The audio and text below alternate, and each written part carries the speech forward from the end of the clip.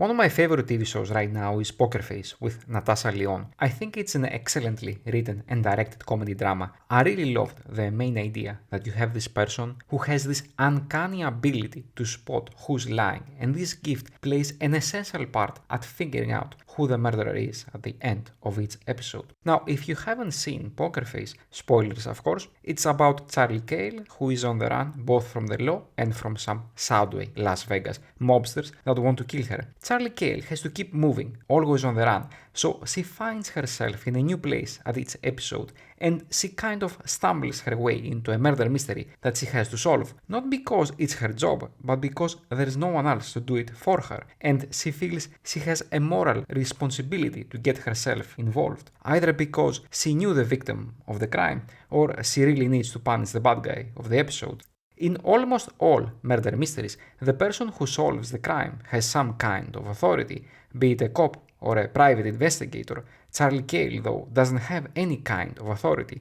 Poker Face plays with the tropes of the murder mystery genre, where you know the bad guy will get it in the end, and it's just a matter of time until they get found out. So instead of relying on CSI clues and procedural technobabble that has become all the rage in the past 15 years or so, Poker Face relies on coincidences. Because it's a comedy and because Natasha Lyonne is so lovable, this idea of solving the crime each week by a series of coincidences works quite well. I don't care that's a bit of a cheat. In fact, it's one of the things that I love about it so much. Each coincidence is like the setup and punchline of a joke. It's a coincidence that Charlie Cale finds herself each week near a person to be murdered, and it's a coincidence that she's at the right place at the right time to spot the lies and figure out who the murderer really is. It's basically another way of making a murder mystery show, using happenstances as a way to further your story into interesting directions.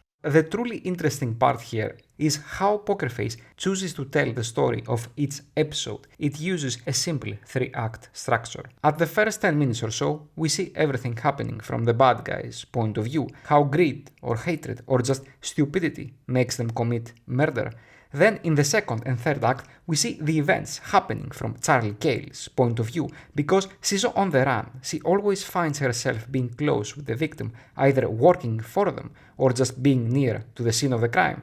Through her gift of spotting who's lying, she starts to pick up clues, and in the end, she manages to sniff out who the real murderer is. This act structure works really well. It's basically what makes the show tick. I mean, I'm bordering on sacrilegious right now, but I'm gonna go as far and say we haven't seen such a well-structured procedural show since House MD, where if you already like how the show tells its stories, it's almost guaranteed that you're gonna have a good time watching it.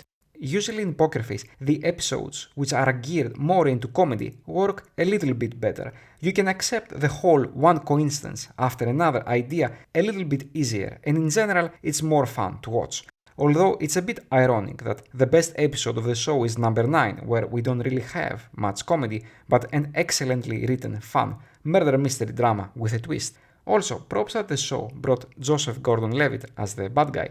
He's using all his charisma to come off as especially menacing and creepy. The only real danger with Poker Face is that its structure may prove to be too formulaic, that it will become trite and probably not very fun, although I really hope that never happens.